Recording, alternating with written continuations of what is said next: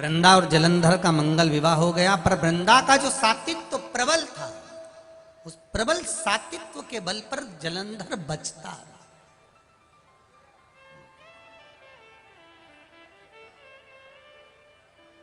बचता रहा। आया समय,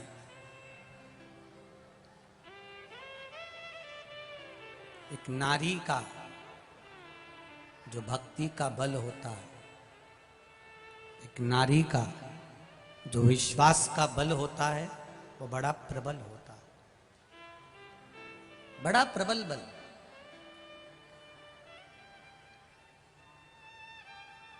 जब उसका विश्वास जागृत होता है, तब भगवान स्वयं उसके कार्य को पूर्ण करता ही है। आप लोग जितने भी लोग यहाँ कथा सुनने आए हैं और जितने लोग फेसबुक यूट्यूब पर कथा को श्रवण कर रहे हैं, आपका अगर विश्वास दृढ़ है, भरोसा पक्का है, आपका विश्वास अगर प्रबल है, तो आप भले मोबाइल पर कथा सुन रहे हो, चाहे आप या पंडाल में बैठकर कथा सुन रहे हो। एक माताजी ने तो पत्र में लिखा है, मैंने टीवी के सम्मुख में बैठकर कथा सुनी थी और बाबा से जो जो मांगा मेरे बाबा ने सब दे दिया, मुझे कुछ नहीं छोड़ा, सब दिया। वो भी बैठी होगी यहां पर। अब इतने सारे पत्र हैं, अभी तो और रह गए हैं, इतने सारे पत्र पढ़ो तो पढ़ो। हम तो आप लोगों से भी कहते हैं, सारे पत्र यहीं रहते हैं, बाद में कभी मौका मिला करे तो पढ़ लिया करो। अच्छा है कि शिव कृपा किसको कहते हैं। हम लोग ये पत्र लेकर नहीं जाते कहीं पर भी, हम तो यहीं बस व्यासपीठ के पीछे रख देते हैं उसको, आप बाद में उसको पढ़ सकते हो कि कहीं सियोर वाला महाराज ने कुछ गलत तो नहीं बाच दिया कि पत्र में कुछ और हो और महाराज ने बाच दिया कुछ और। तो जो है वो यहाँ है आपका सम्मुख। शिव भक्ति कर, आपकी दृढ़ता, आपका विश्वास। वृंदा का विश्वास भगवान पर बहुत था, इसलिए पति असुर होकर, राक्षस होकर भी मर नहीं रहा था। उसके बहुत युद्ध किया, बहुत बार उसको मारने का प्रयास किया, पर नहीं मारा। कभी कभी ऐसा होता है, बहुत बड़ा एक्सीडेंट हो जाता है, और बहुत बड़ा एक्सीडेंट जब होता है और एक्सीडेंट होने पर भी अगर आपके प्राण भोलेनाथ जी ने बचा लिए, तो समझ लेना कि आपके घर का कोई व्यक्ति एक लोटा जल शिव जी को जरूर चढ़ाता है, तो उसका पुण्य हमारे सामने आकर खड़ा होगा। उसका पुण्य हमारे सम्मुख में आया है, उसका पुण्य हमारे सामने आया है, ये निश्चित है।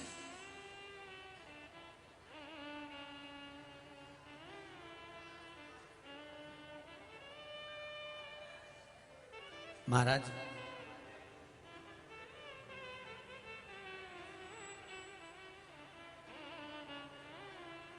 जलंधर और भगवान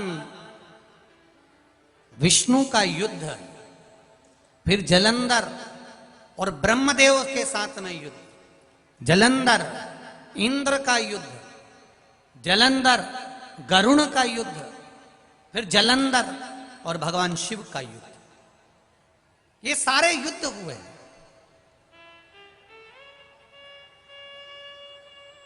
ऐसा कोई युद्ध वंचित नहीं रहा, सारे युद्ध हुए, पर आखिरी में जलंधर की विजय होती रही, जीतता रहा, वो जीतता रहा।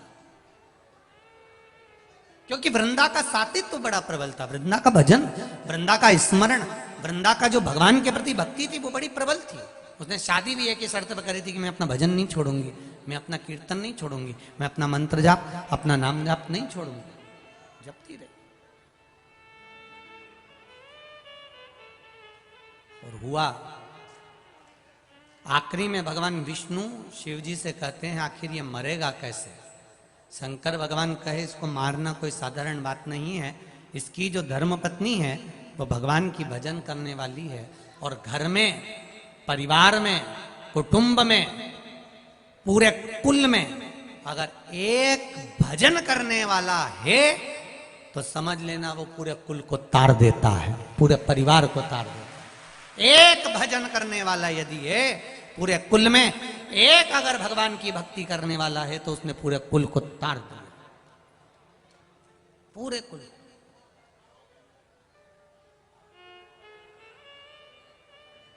गंगा जी कौन कौन जाता है? जाते हो आप लोग? रखो रखो। गंगा जी जाओ तो एक इतनी बड़ी कील लेकर जाना है, और इतनी बड़ी कील लेकर जाना और पानी में डालना कि ये तैर जाएगी क्या? अरे बोलो तो जम के, नहीं तैरेगी।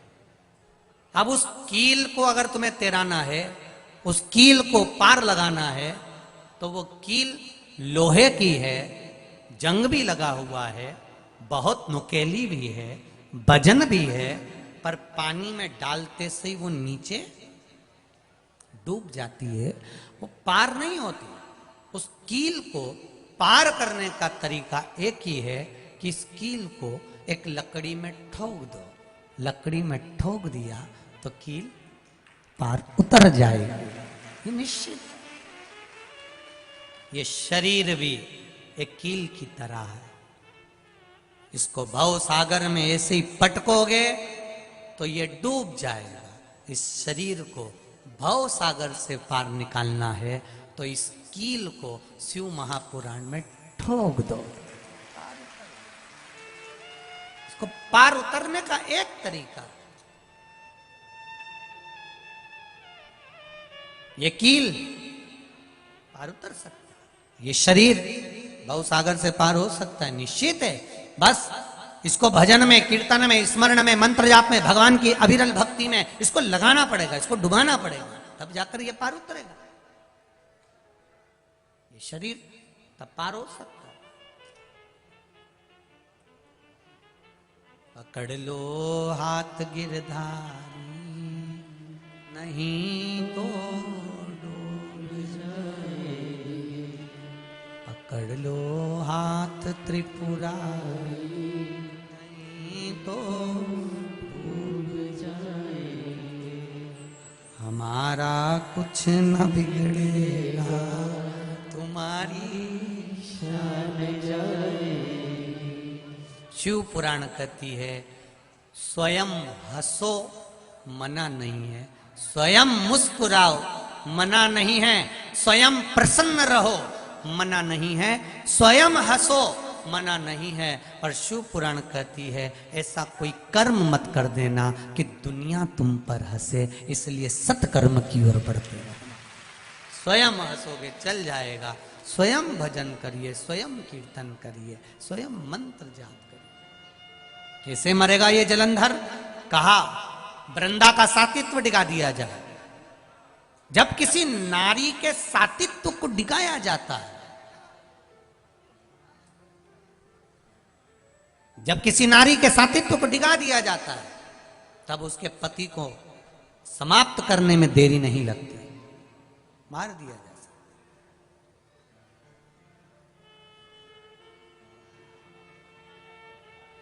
जरा ध्यान दीजिएगा, बहुत ध्यान लगाकर सुनना इस कथा को। नारी के सातित्व को डिगा दो तो इसका पति मर जाएगा।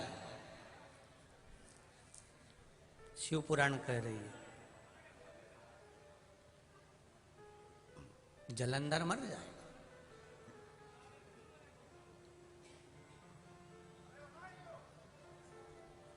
यदि सनातन धर्म को लोग कहते हैं तोड़ना है, तो सबसे पहले सनातन धर्म को तोड़ने के लिए लोग सबसे पहला काम करते हैं कि इनको भगवान के मंदिर से दूर कर दो, देवताओं से दूर कर दो, सनातन धर्म धीरे धीरे टूटने लगेगा। इसको तोड़ा जा सकता है। आज दुनिया के लोगों को सबसे ज्यादा घबराहट हो रही है शिव महापुराण से, क्योंकि बच्चे, नवयुवक, बेटा बेटी, जुबान, सब ये इतने पत्रों में एक पत्र देखिए, एक बहन ने लिखा, फिरोजाबाद से आई है। कहीं बैठी हो, पत्र ढूंढूंगा जब तक समय लगेगा, अगर कहीं बैठी हो तो हाथ हिला देना। फिरोजाबाद से आई,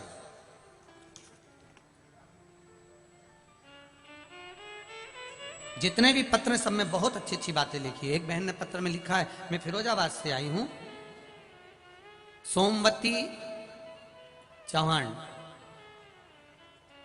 कहीं बैठी हो, फिरोजाबाद से हैं तो हाथ हिला दीजिएगा जहां कहीं भी हो। डोलपुर फिरोजाबाद से आई हूं, मेरा मोबाइल नंबर ये है, कहीं बैठी हो तो हाथ हिलाइएगा। गुरुजी प्रणाम। बाबा का वर्णन क्या करूं मैं गुरुदेव। मेरे बेटे के लिए मैं एक सीहोर कुबेरेश्वर धाम गई थी, टीवी के सामने बैठकर कथा सुन रही थी। गुरुदेव 21/8/2022 को मेरा मन करा कथा सुनते सुनते कि मैं कुबेरेश्वर धाम चले जाऊं सीहोर, और बाबा से विनती करके आऊं कि मेरे बेटे का जॉब लग जाए, उसकी ज्वाइनिंग कहीं अच्छी जगह पर अच्छी कंपनी में और अच्छी जॉब लग जाए। मैं 21/8/2022 को बाबा को धोख लगाने के लिए गई शिव पुराण सुनते सुनते। 21/9/2022 को मेरे बेटे का ज्वाइनिंग लेटर आ गया और मेरे बेटे की जॉब लग गई। मैं बाबा को यहाँ धोख लगाने के लिए आई हूँ फिरोजाबाद से। कहीं बैठी हो तो हाथ हिला सकती हैं। यही है क्या? अच्छा ठीक है। श्री शिवाय नमस्तुभ्यम, हर हर महादेव। शिव कृपा इसी को कहते। एक बहन ने अपने बच्चे का फोटो लगाया है। 7 साल के बाद डॉक्टर ने मना कर दिया था कि तुम्हारे यहां संतान नहीं होगी। नेहा पाल, ब्रजेश पाल, कानपुर पनकी निवासी हूं। कहीं बैठे हो तो हाथ हिलाइएगा, कहीं बैठे हो तो हाथ हिलाइएगा। पनकी निवासी नेहा पाल, ब्रजेश पाल, कानपुर पनकी से निवासी हूं गुरुदेव। 9 साल तक मेरे यहां संतान नहीं हुई। डॉक्टर ने मना कर दिया था कि तुम्हारे यहां संतान का योग नहीं है, पर शिव महापुराण की कथा बाबा की कृपा से सुनी, पशुपति व्रत धारण किया, आंकड़े का सफेद आंकड़े वाला प्रयोग किया और बाबा की कृपा से मेरे घर में बेटी का जन्म हुआ। उसका फोटो भी मैं भेज रहा हूं।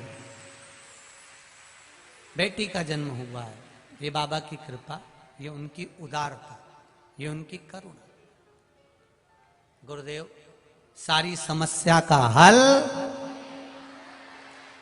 शिव कृपा, शंकर की उदारता, आपका विश्वास, आपकी दृढ़ता, आपका भरोसा मूल है। जलंधर को अगर मारना है तो वृंदा का सातित्व डिगा दिया जाए। वृंदा का सातित्व डिगाने के लिए प्रयास किया गया। भगवान विष्णु जलंधर बनकर गए। जलंधर को भगवान शिव युद्ध के मैदान में ले गए। भगवान शिव और जलंधर का युद्ध प्रारंभ हुआ। वृंदा भगवान विष्णु के साथ में रहने लगी। उनको नहीं मालूम कि ये नारायण है, वो जलंधर समझी, उनके साथ रही। सातित्व भंग हुआ। जलंधर का प्राण भगवान शिव ने हर लिए। शीश कटा, वृंदा की गोद में चले गया। वृंदा ने देखा ये तो मेरे पति का शीश है। अगर मेरे पति का शीश मेरी गोदी में है तो जो अंदर बैठा हुआ है कक्ष में वो कौन है? वृंदा को क्रोध आ गया। भगवान विष्णु के पास में पहुंची, हाथ में जल लेकर बोली, तुम सामने प्रकट हो जाओ कि तुम हो कौन। इतने में तो भगवान सम्मुख में प्रकट हो गए। वृंदा की आंख में आंसू भर गया। नारायण, मैं तुम्हारा आराधना करती थी, तुम्हारी पूजन करती थी। आज मेरा पति मारा गया है क्योंकि मेरा सातित्व भंग हुआ है। नारायण, तुमने पत्थर का हृदय बना लिया। मैं श्राप देती हूं कि नारायण तुम पत्थर बनोगे। भगवान शालिग्राम के रूप में पूजित हो गए। तुम पत्थर बनोगे। वृंदा रोती है, बिलखती है, नैनों से जल बहाती है और हाथ में जल लेकर स्वयं अपने शरीर को भस्म कर देती है। भगवान शंकर ने कहा, नारायण, ये वृंदा ने अपने शरीर को त्यागा है, इसको कोई वर दे दीजिए। आपके साथ में रही है तो आपकी शरणागति में रख लीजिए। भगवान विष्णु ने कहा, प्रभु, ये वृंदा तुलसी का क्यारा बनेगी और मेरे साथ शालिग्राम के साथ में हमेशा रहेगी। तुलसी का क्यारा बन, तुलसी बन। हम आपसे भी कहना चाहेंगे, अपना जीवन छोटा सा है, अपन है कि नहीं है किसको मालूम है, पर जिंदगी में एक बेलपत्री का वृक्ष अवश्य लगाओ। एक वृक्ष अपनी जिंदगी में वृक्षारोपण बहुत जरूरी है। एक वृक्ष बेलपत्री का इसलिए लगाओ, हम अगर मरकर चले भी गए, हमारे बच्चे शंकर के मंदिर जाएं कि ना जाएं, अगर एक वृक्ष लगा होगा, उस वृक्ष की बेलपत्र कोई तोड़कर शिव जी पे आनंदेश्वर पर चढ़ा भी देगा तो रोज मेरी तरफ से तो चढ़ती रहेगी, रोज मेरी अपनी ओर से तो एक बेलपत्र चढ़ेगी। इसीलिए